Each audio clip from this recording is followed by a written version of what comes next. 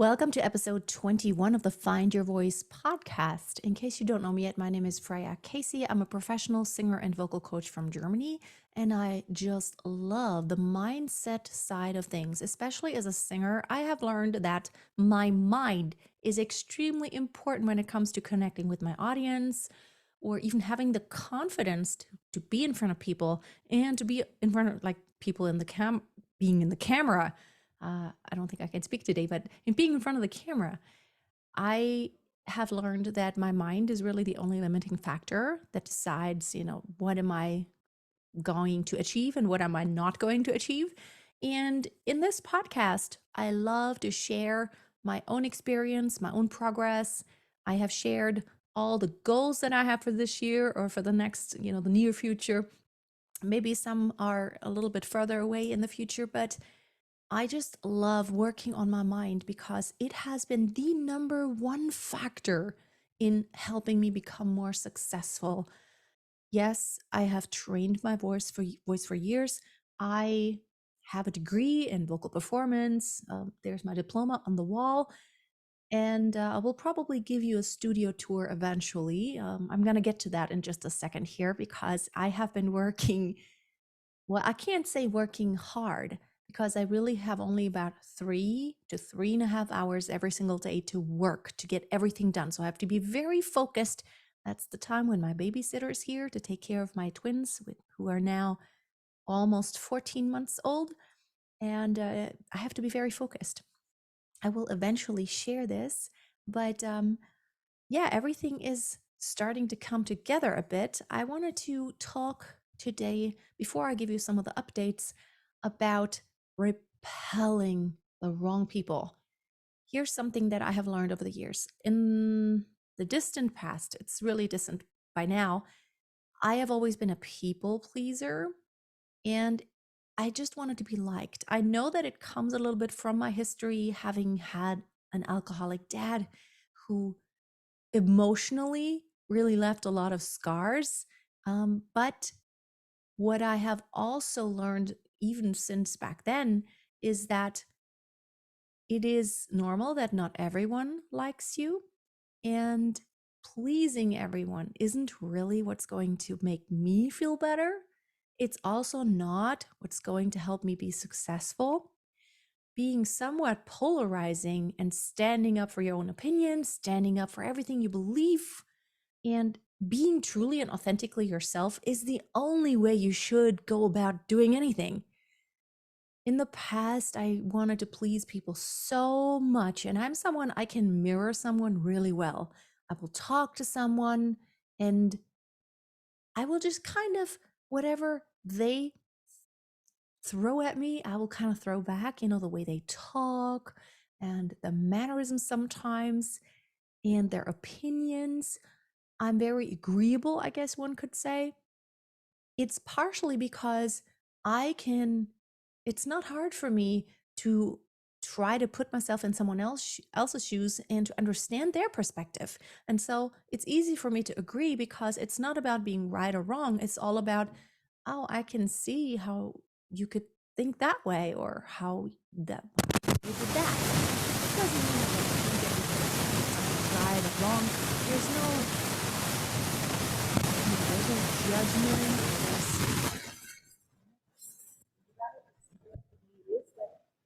Here's something that you having a lot of followers on YouTube also means you get comments. And most of the comments are very positive. Very encouraging. I love when people say that I'm helping them with something, else, that people just tell me my life story and tell me how my videos have huge changed some aspect of their lives, and that is amazing. It just makes it all worth it for me, even if there's just a handful of people that can make a big difference in their lives. That is totally worth it. So, what I've also learned though is that not everyone is going to love everything I do, which is okay. And just think about it. Just think about yourself. Do you like every single thing? Do you like every single movie? Do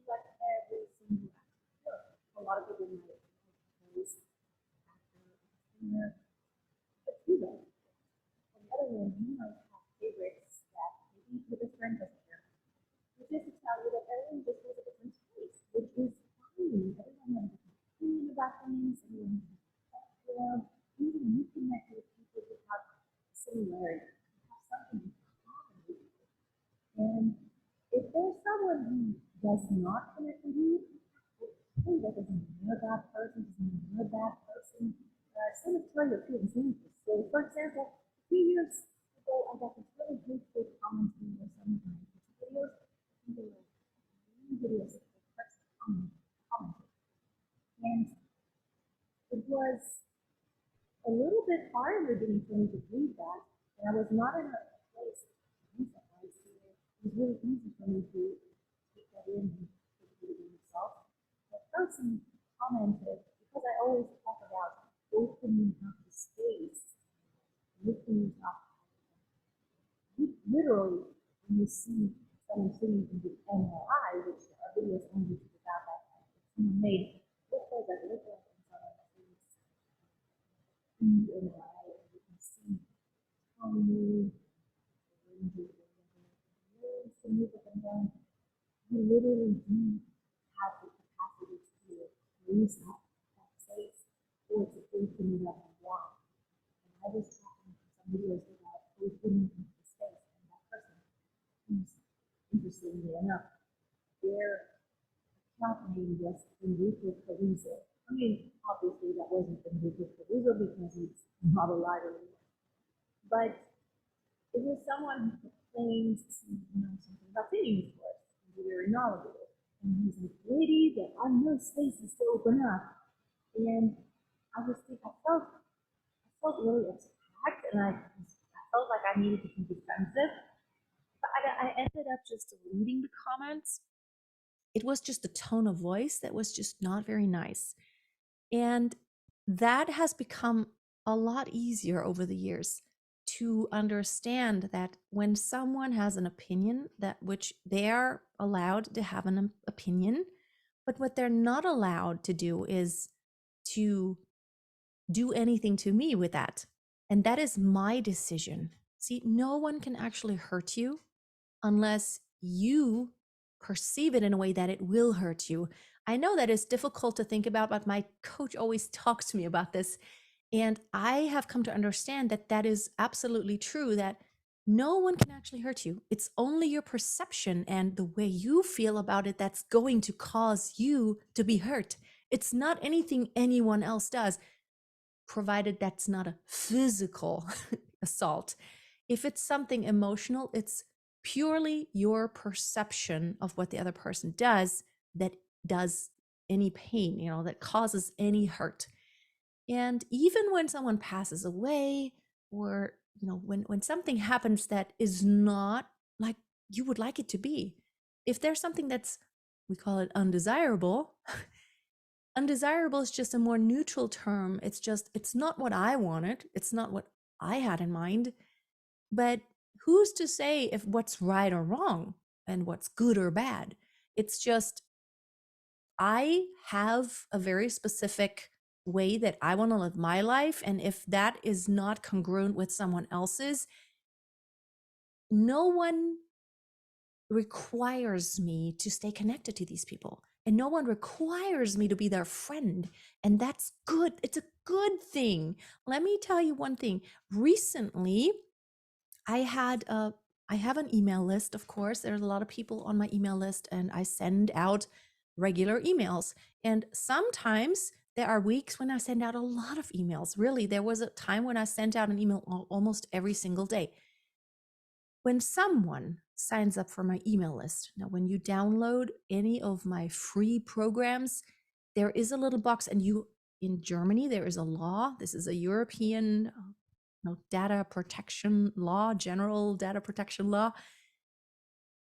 I am not allowed to send any emails to anyone unless they explicitly give me permission.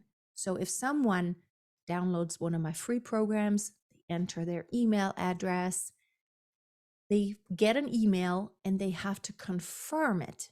Only if they have confirmed it, that's called a double opt-in, that's the only way I'm allowed to send them an email. If they're not double opted in, I am not allowed to send them an email. If I do, I might get in trouble. Change the lighting here a bit because the sun is coming out. No, other way. So everyone who receives my emails has given me permission to send them emails. And below every single email that I send out, that's also a law, there is a link on the very bottom that says unsubscribe. So any email that I send you, there is the information on how to unsubscribe. And you can unsubscribe at any time. I have followed people and I've been on people's email lists, and I have unsubscribed and resubscribed and unsubscribed and resubscribed because sometimes there are seasons in my life where I really want that which someone has to offer, and I want to hear more about it, and I want to learn more about it and just hear all the updates. And sometimes I maybe I'm in a season of my life where that's no longer relevant. For example, I was looking into adoption for a while. I'm actually still receiving those emails about children who are looking for a home. But I'm, although I'm no longer uh, looking for, to be an adoptive parent because now we have twins, I'm still receiving those emails because somewhere in my heart, I'm thinking about maybe in the future, there might still be, I have that heart that is still open toward that possibility. And that's why I stay on that email list, but I could subscribe at any time. Now, there has been a reply from a specific person who replied to me a few times already. I never actually sent an email back. I did want to, but they just basically commented, wow, Freya, you're really going for it now. Talking about, well, you're really like marketing aggressively now. But maybe there's a different way to look at it.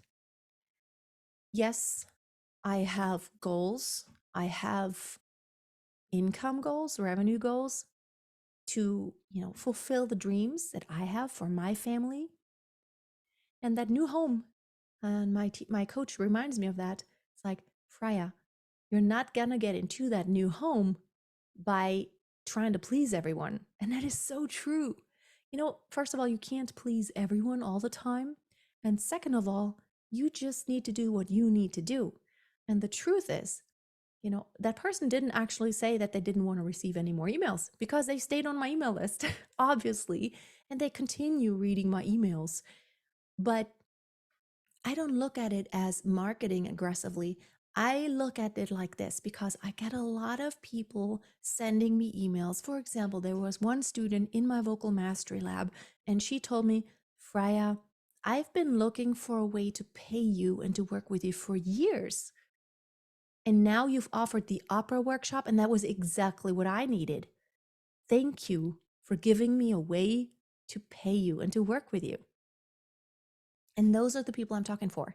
What if someone that has been on my email list, maybe they have been thinking about working with me and they just needed either that little nudge or it just wasn't the right time. And now it's the right time. I know that for me, I'm on some people's email lists.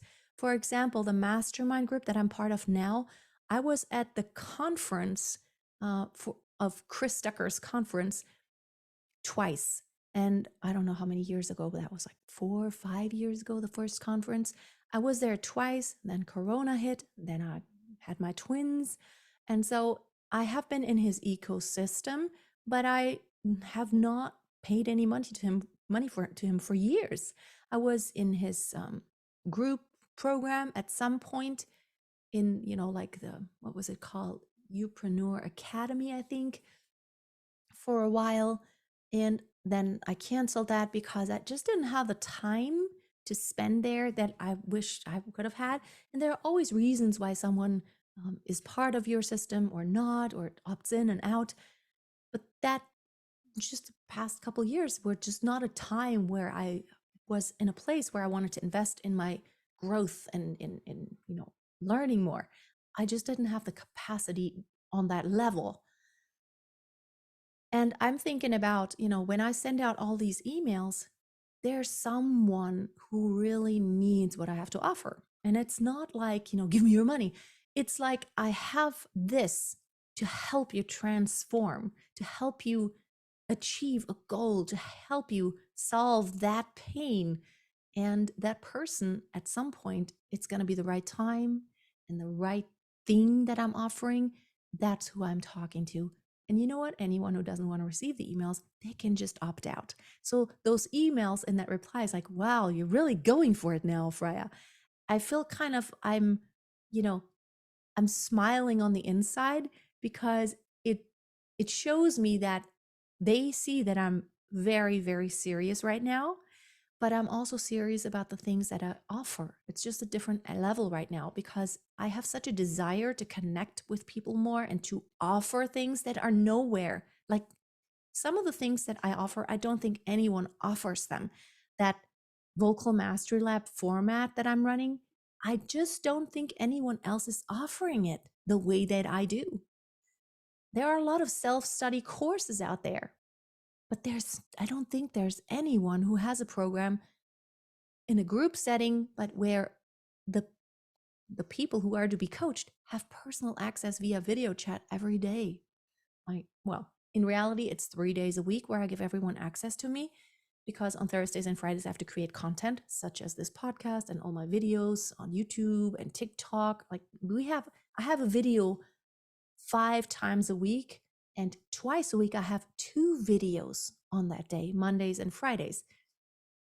And I've just added I've just added a Mindset Monday video for like my YouTube channel and the main channel because I feel like it's such an important part of being a singer. And also in my online singing school, every week I do an exercise of the week video. I do a Mindset Monday video also, which is a different one. So I have to record all that content, and that's why everyone has full access to me Monday through Wednesday, which means actually Sunday through Wednesday, because they can post on Sundays and then I will reply on Monday. But I just want to provide that value. And, it's totally fine to be the person who is not for everyone. Because if you're trying to please everyone, basically, you're not talking to anyone. When it comes to business or being a singer, you want to be unmistakable. You don't want to be vanilla. You don't want to be blah. You don't want to be to where people forget right away. You want to stand for something. And so even in friendships, it's a gift to repel those who don't jive with you. It's a gift. It's something positive. You don't want to attract everyone. You want to attract those who are right along that wavelength that you emit, and you want to repel those who are not. So it's really important to remember that you can't please everyone and you shouldn't. And that's good. It's a good thing. Now, let me share some of the updates. Okay, the 50 things that I want on that list. I scratched something off this week. I actually scratched a few things off, which I hadn't yet. Number 1 is the garden shed. The garden shed is already there. It was already finished in January. Well, really in February. So I scratched that off. We have a new garden shed. The old one is still standing. And now it's going to be a piece of work. I have to take all the stuff out of that old garden shed and sort it out. There's a lot of stuff that's going to have to be trashed. And I have to sort it and organize it into the new shed, how am I going to do that ever? I have 3 kids and the twin babies, which they're not babies anymore. They're actually officially toddlers now, almost 14 months. And yeah, then I have finally, oh my goodness. If you're watching it on video, this is it right here. And you can see my babies as the screensaver, but I finally got me a new phone. This is the iPhone 14. The one I had before was 6S. And I've had it, I don't know, when did the 6S come out? 5 years ago, at least? I've had it ever since it was new. I bought it new back then, and I've had it. It kind of still worked, but oh my goodness, I cannot tell you enough. This is insane. I just tried out the cameras yesterday. So I just got this last week. I tried out the cameras, and the new iPhone has this, when you do video, it has the cinematic mode. It's amazing. I recorded a video and sent it over to my Mac computer, so it has a big screen, and I watch it on the big screen amazing quality.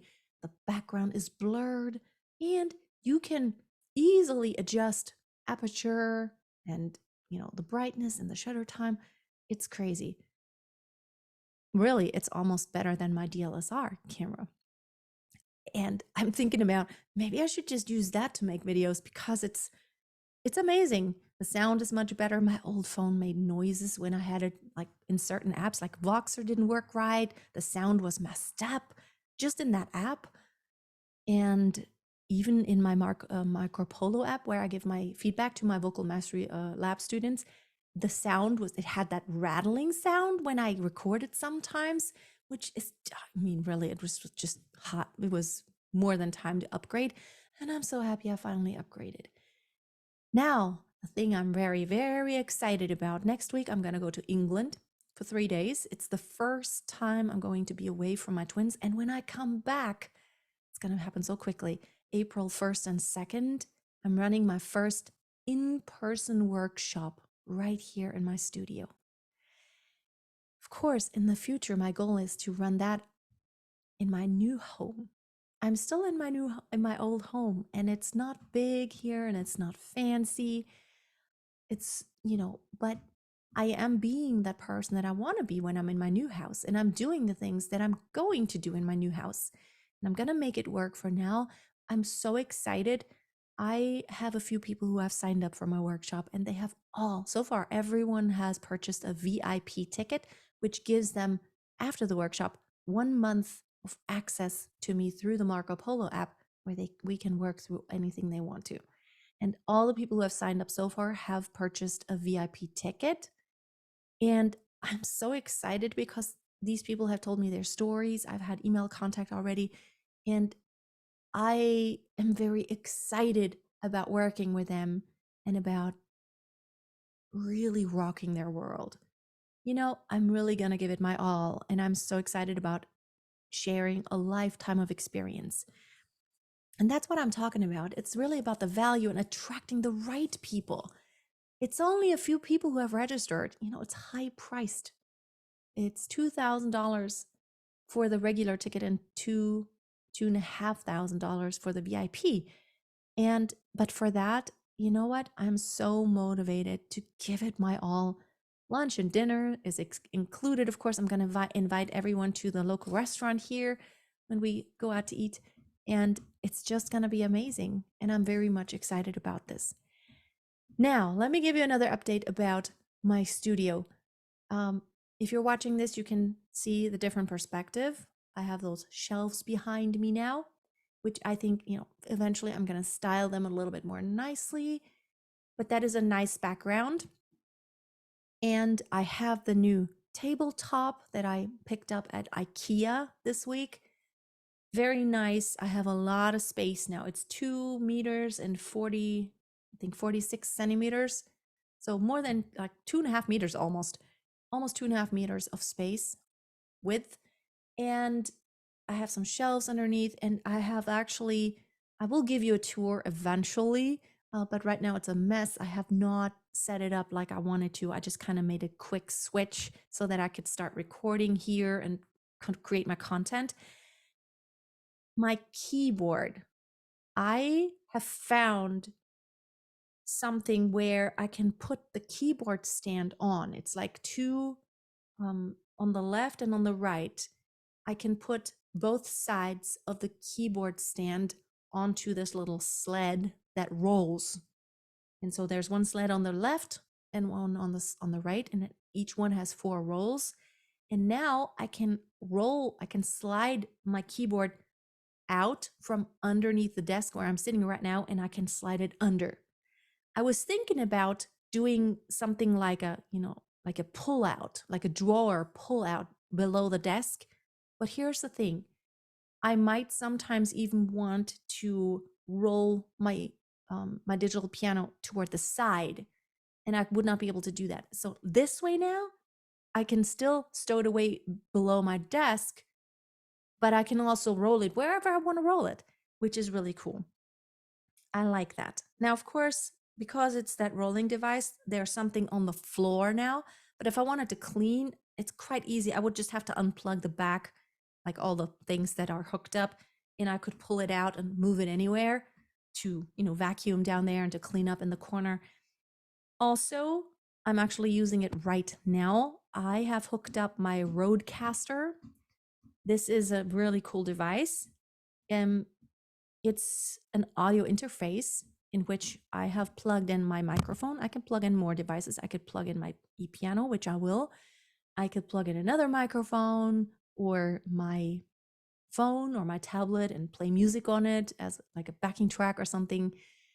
I can mix it on there. I can also add effects. And with a push of a button, I can, for example, for this track, like I think it should work now, I can actually add some reverb. So if I wanted to sing, if I wanted to sing. And also, I can see the levels. So whenever I'm doing singing stuff, and I demonstrate, I can actually see if it's still in the green or if it's going up into the red, and if I need to create more distance between me and the microphone. Very excited. Also, I have added a compressor, which makes the voice more evened out and a little bit more, dense sounding.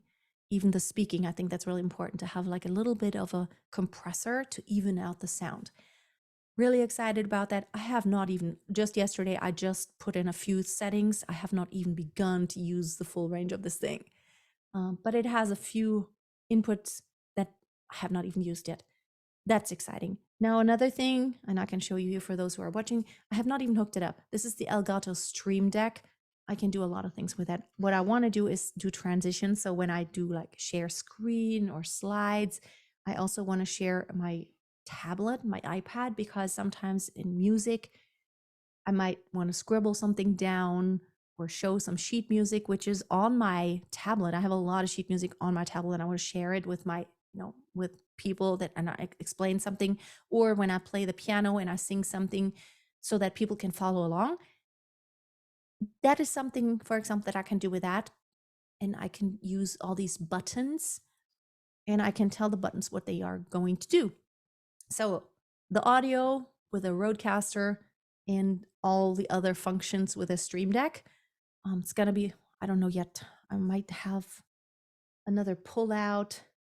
I don't know, because the keyboard is so wide. It's an 88 key keyboard. I was thinking about having another pull out, but yeah, I don't know yet. We'll see how that goes. But I will definitely have to fix all the cable mess right now. It's just all here. I have this other, it's a ring light that is attached right now to the desktop, to the tabletop, and I can put my phone in there, and that's what I use for my Marco Polo app when I give the feedbacks or when I do TikTok videos. Now I can use my phone again for those because the quality is amazing. That is toward my right, so there's no space that it clutters up on the desk. I have two studio monitors, which do need to be on top of my desk. I also want to set it up in a way that I can easily switch to actually create studio recordings, which brings me to my next point. I have also ordered a new microphone. I do have a studio condenser mic, and the one that I'm using right now, it's actually my live performance mic. It's not ideal, and also I don't want to have an actual mic stand standing on the like toward the side of me. I want to actually have what it's called, like a boom arm, like it's it's attached to the desk, and I ordered that. There's the newest one is from Rode PS something. It's the newest one and it's very sturdy. And I've also ordered a new microphone. I have ordered a Shure, is it SM7? I'm not 100% sure right now. It's not the cheap kind. It was like 340. Well, no, I got it like as B stock, which makes it cheaper from the company where I sent it, where I ordered it. But it's like, it's just like a return. It's like new. But it was like 50 euros cheaper. I think new, the microphone costs 389. So it's kind of a mid-range. It's not the cheapest, it's not the most expensive, but it's going to be, it's a singing and podcasting mic. So I'm going to try it out and play with it. I might be able to use it both for my podcasting, my video recording, as well as for creating recordings. One more update, very exciting. I might have talked about it last time. I'm not 100% sure. Someone reached out to me, a producer from Australia, and I get a lot of emails every single day. But something that actually has been on my list, which also is part of the 50 things that I want, is to create more recordings, to create more original music, which in reality, I don't need to create it. It's already, the songs are all written, but I want to produce them. I have produced them kind of like in my home studio, but here is what just limits me. It's my tech. I just don't have the time, first of all. And second of all, I have all the native instruments. I have this entire collection, all the orchestra stuff, but I just don't have the knowledge, nor do I have the time to put together that sound that I have in mind. And that producer reached out to me, and actually, he wanted to ask me if I could recommend his services to my followers. And I'm not going to recommend anything unless I'm convinced. So I suggested that we make a production together, and I'll pay him. And so now we have already talked. We've had a video call together, and he's now in the process of creating, producing my first song, which has existed for quite a while. It's called Love Doesn't Ask Why. And I'm very excited about what's about to happen.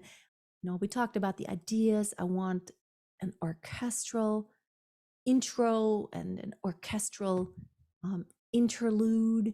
And then I want a modulation in there. I can't wait.